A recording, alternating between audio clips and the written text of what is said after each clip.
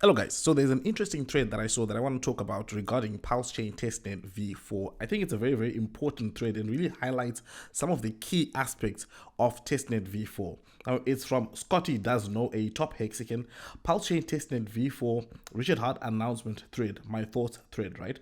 Because Richard Hart has announced today that there will be testnet v4 and it will launch sometime next week. In short summary, staking Pulse was not as rewarding to the validators as hoped during testnet.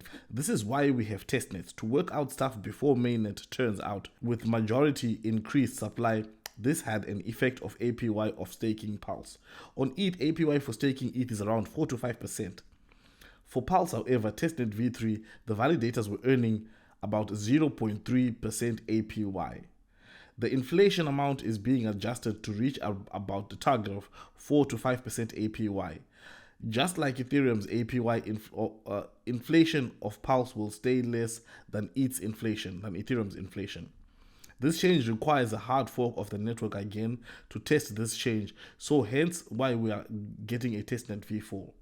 This is why we have testnets, to work out stuff and not to play around when the chain is actually live. Richard is prioritizing security safety, by far the most important thing. Right, and then we got some comments. I was happy to hear it. The fact that V3 was launched with no staking, no burn, and before Shanghai upgrade made me feel nervous, like he was rushing to launch or something. Gotta work out the kinks, right? And when you look at this, you realize that this is an extremely important aspect of it. When you're talking tokenomics, you're talking game theory, you're talking about the long-term health of the project. Just launching when these things are not ironed out does not make sense. So I do agree with Scotty Does Know that these it's necessary for us to have V4 testnet, and I think that we are just at the finishing line right now. If there's another problem that is found, then we might have to have another testnet. I think it's unlikely because for the most part, everything else seems to be moving perfectly well. Anyway, guys, let me know what you think in the comments below. Thank you guys for watching, and I'll see you again next time. As usual, not financial advice.